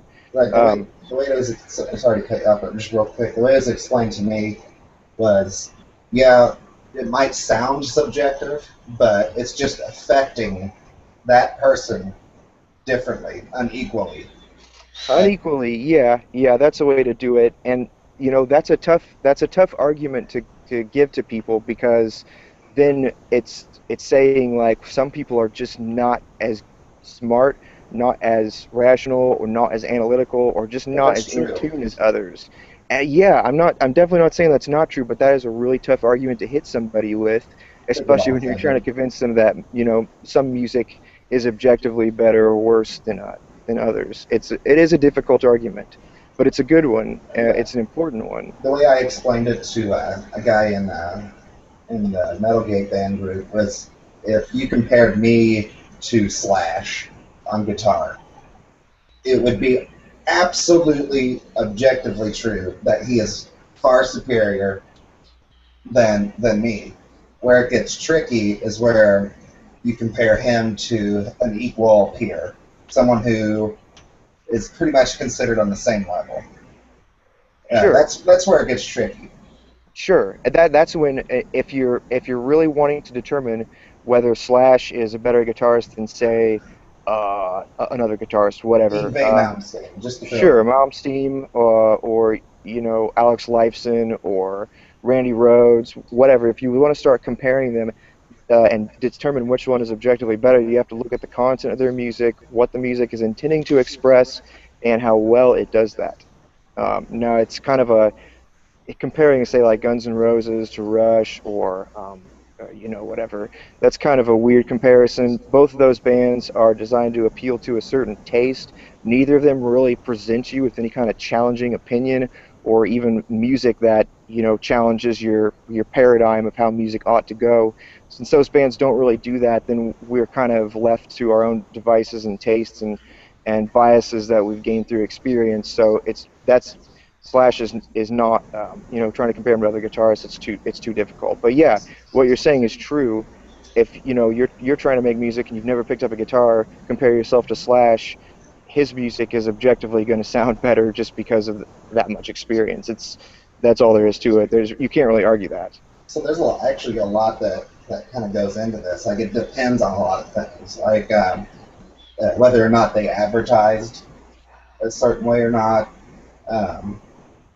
Also, the composition, their technique and ability to play, and also the end result and how people reacted to it. It's not just turning it on. I mean, it is, but it's not. For the sake of argument, when you go into your car and turn on the radio and say, "Oh, I like that song."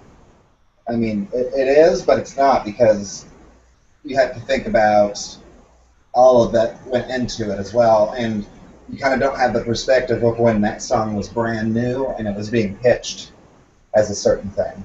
So, I mean, it gets so tricky that it's hard to really wrap your mind around, much less convince other people. Well, Yeah. There's one band that just comes up to me as I sit here listening to this, and that is Gwar. There's about like 50% of their library.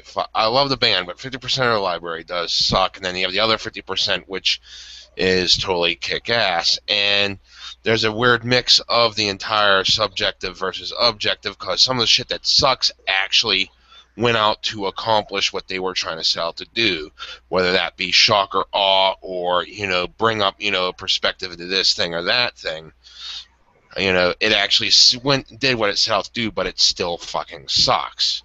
As opposed to some of their other shit where it was just a fucking complete joke, like, say, Penguin Attack, and that song fucking completely rocks. And, it doesn't really have that much of a deviant technique. It's mostly punk reliant and all that. And, it just completely fucking rocks, as opposed to the soliloquy of Skullhead Face, which is supposed to build up a story element within the whole entire confrontation with Skullhead Face. They're supposed to have about the watering down of metal, and the song itself was just kind of watered down itself, and it kind of sucks.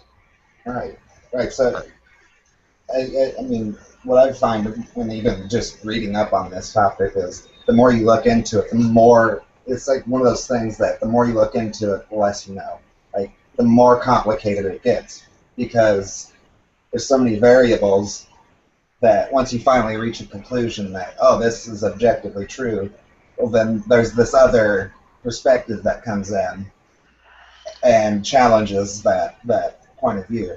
And the reason I'm bringing this up as such an important topic for MetalGate is, if social justice has its way and they basically predominate the metal scene, how are we going to argue that they're objectively worse than what we presented, that what we would like to see?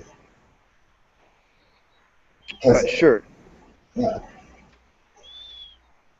Yeah. So, like, no. we wanted confrontational. We wanted challenging. We wanted technique. We pride ourselves in those things. Whereas these other bands, they may fit one or two but miss the other. Does it just depend on how they advertise themselves, or does it depend on our reaction more? There's a lot to take into account. I mean, you're definitely right. There's a lot to take into account, and the reason to how to say this, the reason to argue that there isn't objective scale that you can use to balance music. It's a couple of different reasons. I mean, for one, you don't want to waste your time with crap. You don't want to waste time with music that's ineffective. It doesn't really take you anywhere. It's easy to get burnt out on music. You know, if that's what you're being inundated with. But at once, the other benefit is you get people who agree, and you get people who are able to logic things out together. You can come to conclusions that really make sense, and that's happened to me enough times. That's why I believe that there really is a pretty straightforward manner of determining whether music is objectively good or not. Whenever you base it on that, how effective is it at achieving what it set out to do? But again, there's a lot to take into consideration just there. Like you said, image is a big deal. Maybe people are hearing things in a band that they think the band is trying to say. The band creators might come out and say, no, that's not what we intended. We never meant for those lyrics to be taken in such and such a manner. So it still gets fuzzy sometimes. It's always going to be difficult. Like, what if they social justice band, they advertise it as social justice, and people just fucking swallow it up, and Yeah, and that's I'm sorry, but is that where music critics and people who are musicians can come in and really tear apart? Like, look, no, you your technique was wrong here, and your composition was sloppy there. Yeah, you definitely can say that, and if those people who made the music are taking that criticism and really making use of it, then they find that those people are right. Those people are hearing what the musician is trying to express, but they just happen to know of a better way to do it. And musicians can definitely get a lot out of hearing feedback like that. But again, you're also right. Going the other way, the inverse of what I was talking about is bands can advertise their ideology, and so people will enter the music with that bias, thinking, oh yeah, totally, I totally hear what they're going for. They're expressing exactly what they said they were going for. But good music, you ought to be able to enter without that bias and come away with a clear understanding of what was just told to you. Right. And I also think that they will fail because once those kinds of critics come across to them, they're not going to fucking listen. Are you kidding me? They'll throw a hissy fit. They'll be oppressed. The critics, the musicians, the music professors, they are oppressing us. And it's systematic. We don't have to listen, and we're going to keep playing our shitty music until it wears out, and what was considered to be real metal returns. I mean, well, there's one band that I was introduced to just a couple years ago. It's called I Wrestled a Bear Once, and they're kind of a gimmicky band that just tries to say fuck genres. What they'll do is they'll start off with like a death metal-esque kind of like deathcore, kind of like grunting, screaming, going off. Then all of a sudden just trails off into like club music with pretty singing and all that. Then it goes into something else. Then back to the hardcore riff, and it's one of those things that I like just because it is fucked up, but I could definitely see where someone would say that's garbage because it just stops and becomes something else right in the middle of the song. Buckethead does the same thing, and I fucking love it. But yeah. So I'm listening. And that's pretty much my statement there. So okay. So that it makes it even more difficult when you have a band like that who can just weave in and out of genre, and you can never really point your finger at it. So, I mean, is that just purely subjective at that point, or do you take the objective route and just break it apart piece by piece and say why each little section there was good or bad? In that case, I have opinions on I Wrestled a Bear Once, but without getting into my opinions, what they're doing, if I were to say that their objective as a band is to merge these pretty distinctly separated genres, like say death metal, deathcore, club music, techno, whatever. If their intention is to try to merge all those into a cohesive unit, they don't do that well. But I'm not really sure that that's what they were going for. If their intention was to just be disorienting and mostly amusing, just to kind of, make you say, what the fuck was that all about, then yeah, they're doing a really excellent job. So again, it comes down to the intention of the band, but apparently we all get the same thing out of it, which is just kind of like this mishmash that rips your brain from side to side as you're trying to piece everything together. But I'm not into it because there's not any kind of cohesion from the beginning of the song to the end of the song. I feel like I'm just having a kind of like a slideshow flipped in front of my eyes rather than actually taking a journey and seeing the landscape change bits at a time. But that's what they do. It's the music of the modern age. It's what we do when we browse the internet, when we flip through TV channels. There's like, bam, here's this situation, here's what's going on here. Bam, complete change of mood. Now we're over here. Here's something else going on. They do a pretty fantastic job of expressing that kind of neurotic, like, give me more information, give me more information. What else is new? What else can I be doing at the same time? Right. So just a question for both of you. Would you say that someone who's arguing for subjectivity, the kind of person that sits back and, no, it's all subjective, would you say that they're arguing for mediocrity? Well, I'll go ahead and go first because I don't have much to say about this. Not anything really long anyway, but I don't think necessarily that they're arguing for mediocrity. Some people might definitely be using that as a front, especially if they're, how you say, not confident in their own art.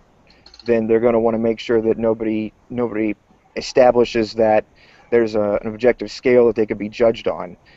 So yeah, that motivation might be part of it, but more than that, I think, is a lot of those people that argue, no, you can't objectively grade music. They're just in it for the fun. They're probably not. They don't consider themselves artists. They could be entertainers. They could write great, like fun tunes on their own. And there's a lot of music out there that's great for that. I think some of the best music is not necessarily really confrontational, in your face, but just fun to listen to because it kind of expresses just a joy of being alive and being able to make music. Like I like to watch. I don't really listen to much of it recorded, but I do like to watch jazz live. There's a place where I live, or every weeknight, or every Monday night, there's guys from the local college, some professors, and just whoever wants to gets on stage and plays jazz together.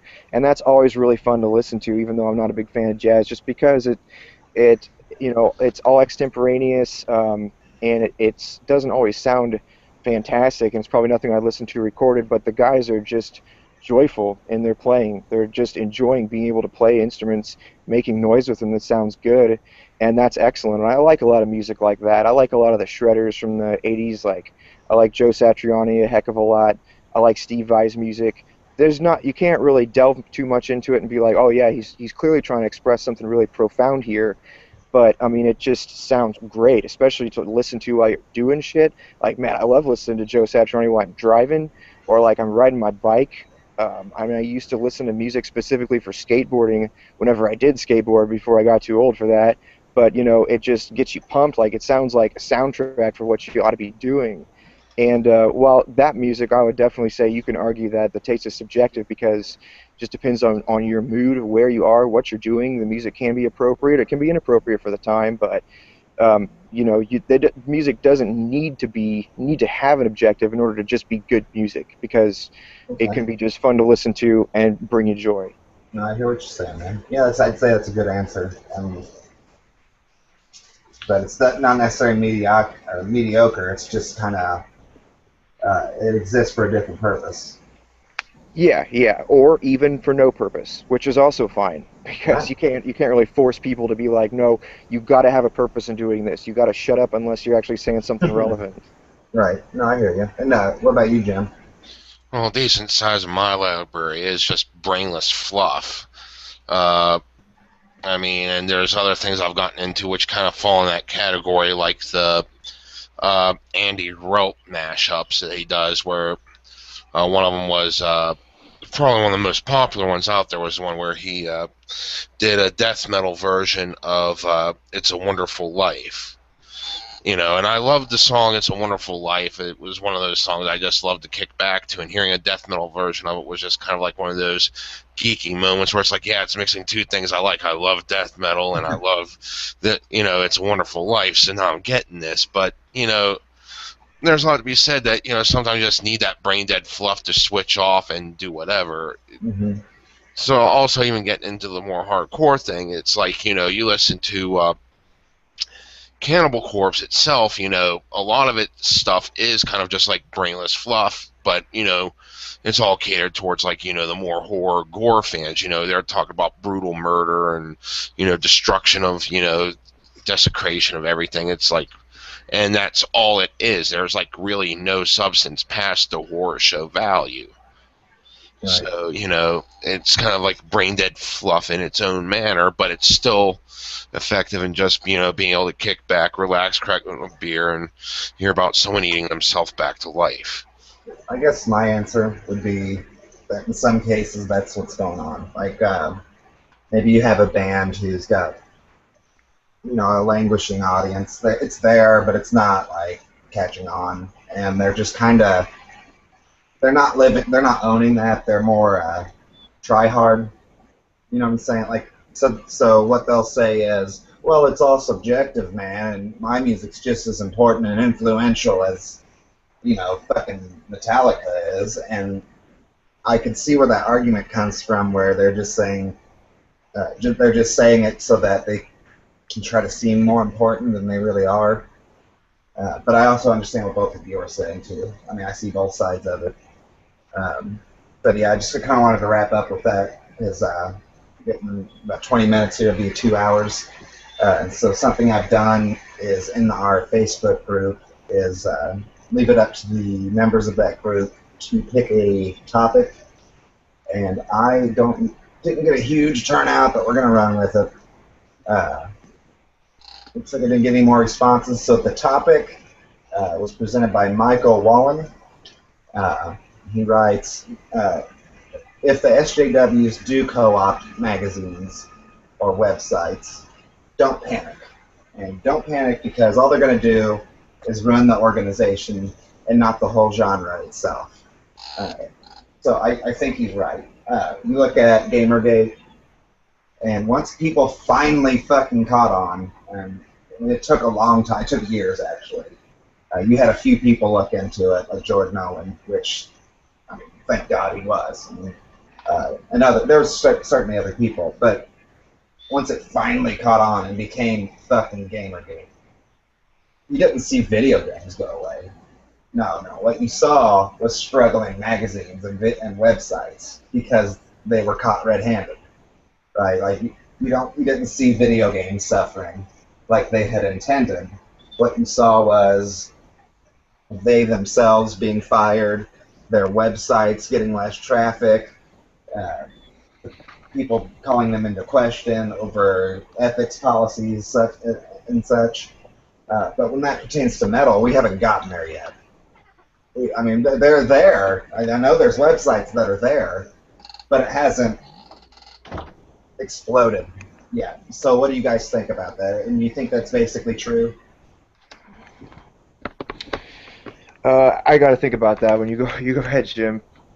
Pretty much just what I've seen is that this is pretty much a historical stance. Whenever a lot of places just get way too heavy into the extreme rhetoric, they will get a bit of traffic, because people are just, you know, so appalled by it, they got to see what's being said next. But, you know, the mainstream traffic that they had from the more rational people is going to slowly die off. Right. I mean, you'll go there for the freak show value, but then once the freak show value wears off, it's just going to be largely ignored and collapse. Well, not only that, but in this case with GamerGate, people recognized real, like, kind of corruption going on. So there was this purposeful, don't go there kind of notion.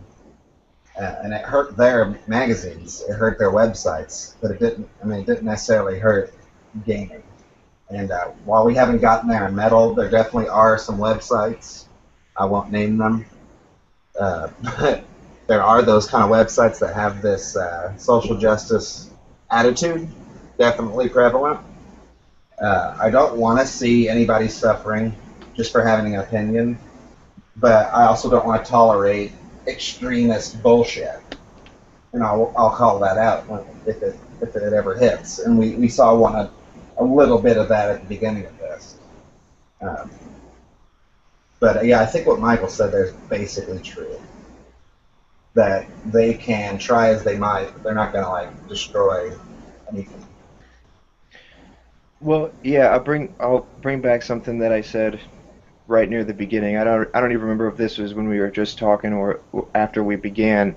So sorry if I repeat myself needlessly, but video games and music, metal specifically, they're created and then they're talked about. There's two very different groups of people doing that kind of thing.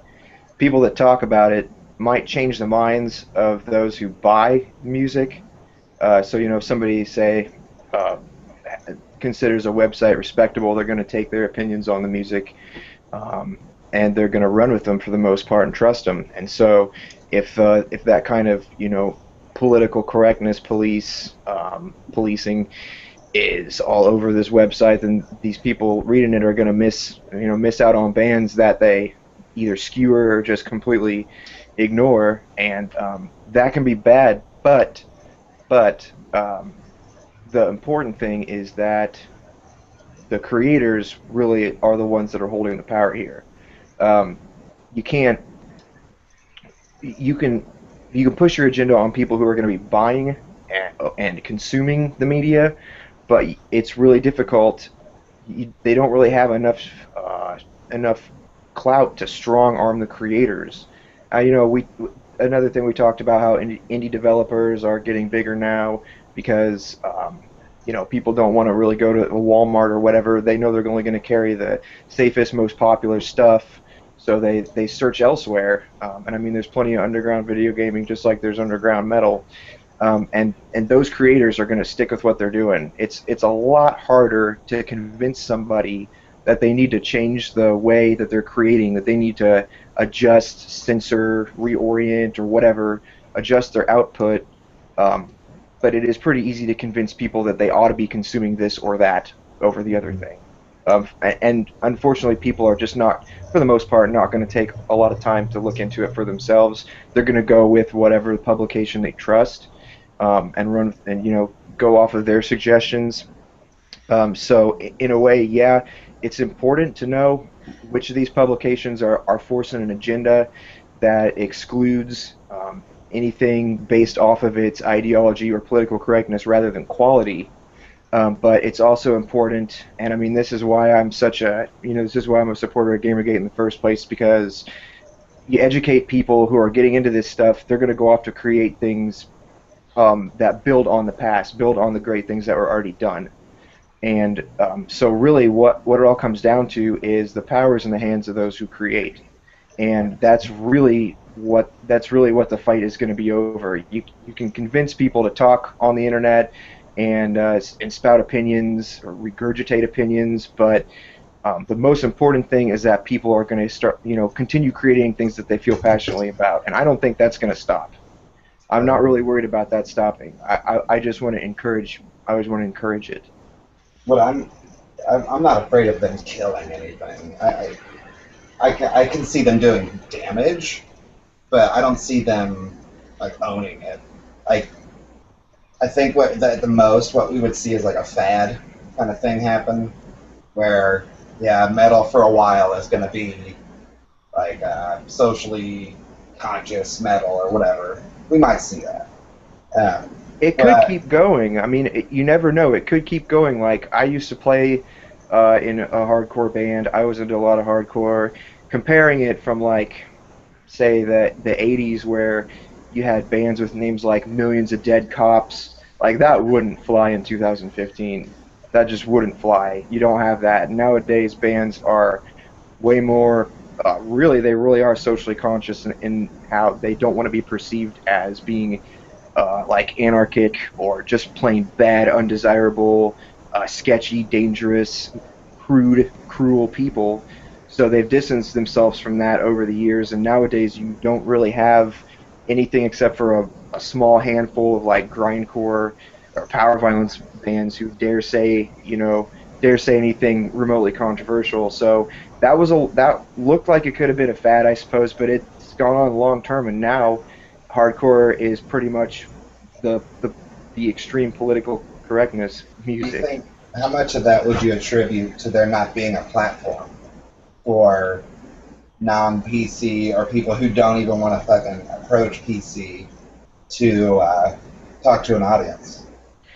I mean, that's a super good question. Those bands that were anti-PC um, had a platform, their music, but you had to be ready to jump into that music and listen in order to understand where they were coming from. So if you just dismiss them offhand, then you're never even going to get their perspective. So Might not even hear about them. yeah, exactly. So in a way, I'm not totally sure that it was. I'm not totally sure that it was uh, them being dismissed because they didn't have a means of reaching out to people. I think they were dismissed offhand just because uh, people were told that they ought to dismiss them, and by a larger group. It's just the way the human mind works. Like we hear a lot of people saying the same thing. We figure that they've had enough experience that they probably know what they're talking about, or at least hope so. So we follow the route that they've laid out for us. And I mean, that works. That's a two-edged sword. It works for the best sometimes, and it works for the worst sometimes. So you just Somebody might tell you, hey, I've cut my hair before. You should probably not use a steak knife to do it. And three other people are like, yeah, that's a bad idea. Don't do that. Then a normal person is going to be like, oh yeah, I hear what you're saying. I'm just going to use these scissors instead. But uh, that so it's a good reason to have that mindset of like, oh well, everybody's saying this, it's probably the way it ought to be. So all that really means though is that people are easy to trick. right. They ought to know when they are able to go out and experiment, listen for themselves, put themselves in uncomfortable situations, and introduce uncomfortable ideas to themselves. Uh, but that's a special kind of person, and there are fewer of those than the other. So it's So really important to have something like MetalGate, like a platform, so that people who come willing and ready to be introduced to extreme ideas, they have somewhere to go. They have some people to listen to, and not one voice that everybody's chiming in with.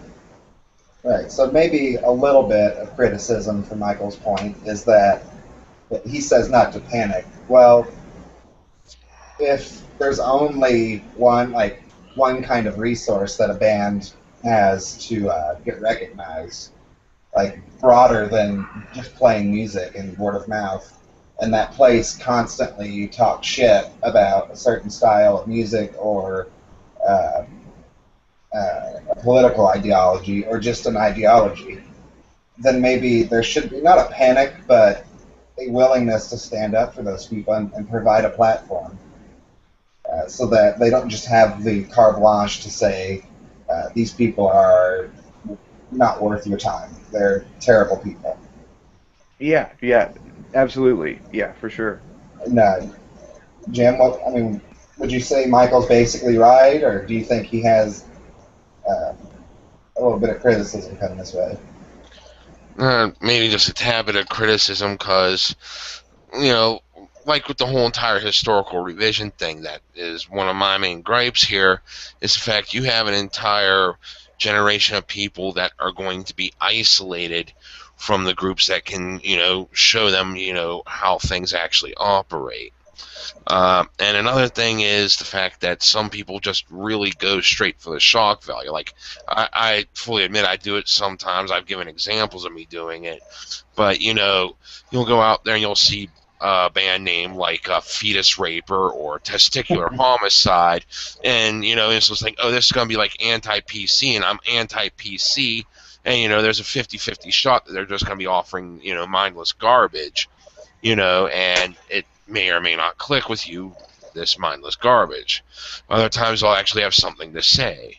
I mean, there was Anal Cunt, and one of their albums was actually, what the hell was it? There was a song off the one of the albums that was like really passive and peaceful, saying, I respect your feelings as a woman. Yeah, that was the name of it. And like the band is purposely set up to be as offensive as possible, and you can tell that from all their past shit. If you listen to this thing, it sounds like, it's 100% pro woman, whenever really they're pretty much making fun of the fact that, this is supposed to be a satire of ourselves, where we're 100% misanthropic. Right. Okay. Yeah. I think he's basically right, though, that they're going to shoot themselves in the foot. If the more and more extreme they get, enough people are going to recognize that it's bullshit. That I don't think that we're going to see like a total takeover here, especially since we stood up right away. We're not going to see a GamerGate level thing happen here. I mean, we still could. I could be wrong, but I'd rather see those, like websites or magazines go down the tubes themselves rather than us having. Sure, it's going to take criticism, but if they want to go that route, I'm going to let them. I'll call out the bullshit, but I'm not going to panic like I did at the initial stages of MetalGate. And I think everybody in the group can admit to those initial few days of being a little bit too uppity about it. But, I mean, it wasn't maybe 2 days later we all kind of sat back and kind of reevaluated the situation into something a lot more reasonable. And I think that people just want us to shut up and go away, and it's coming from both sides. But I'm not going to. I want this platform to be here for that reason, so that if shit does go down, there is a platform for people to really hash out the details here. Yeah, I'm totally with you, and that's also where the education thing comes in. Like you said, people need to go somewhere to find out this stuff. Like if they're being told from a lot of mainstream sources that this music type X ought to be ignored completely, or ignore everything that comes from this artist, they shut him down because he said he said something once that could have been probably racist, so no doubt he's a Hitler worshiper. That's the kind of stuff that they'll be hearing. And I'll be the guy to fucking give that guy a platform, even if I disagree with him. Yeah, but even more importantly than that, well, it slipped my mind what I was going to say. Even more importantly than that, well, never mind. I'll come back to it. I completely forgot what I was going to say. Just take a second, dude. Sure. Well, let me just throw my 2 cents here. The one thing that I even mentioned from day one of the hashtag is the fact that this is absolutely nothing new. This has been going on since the inception of metal, where people have tried to enforce this. And like I said, through me reading my own articles back in the day that were preparing for a scene that did not exist as they said it did, plus hearing more stories from, how things were back in the day. And other stories, even like, from the Matt Muck days, Mothers Against the Music at Kiss, hearing some of that shit going on where people were trying to enforce saying, look, they're just fucking killing babies on stage, and that obviously wasn't the case. I mean, especially with Kiss, how kid-friendly that became. Yeah. Yeah, definitely. Yeah, so I understand the criticism people are giving me, like, hey, metal will live on without you. Who are you? You're just a newbie, and this isn't important. But I'm not saying that this is a big, huge thing right now. I've actually maintained that it's still in its infancy, and it's here as a precaution. It's a preemptive fucking stance against another PMRC or anything like that. It's the same attitude metal has always had, like express yourself and fuck the censors, but just amplified and put into a concrete platform. Yeah, and one of the best things that GamerGate can do, GamerGate, listen to me, it's late for me, I'm sorry. One of the best things that MetalGate can do for people is explain why censorship's not a good idea, because you can't take the stance that just like, you shouldn't censor people. That's just all there is to it. It's in the First Amendment, whatever. But I think that having a really solid ground for that argument is going to be important. Convince people why censorship is harmful, why we ought to permit extreme and extreme and unpopular opinions. That's a difficult thing to do, but in metal we have a lot of great examples. You know, if back in the 90s people said satanic music ought to be banned completely, we would have missed out on a lot of really great music. Right. And that's going back and looking back through those releases is a really great way of presenting the argument like, see, this is why we ought not to have censorship. This is why we should give people a chance to say what they need to, because else we would have missed out on a lot of great art.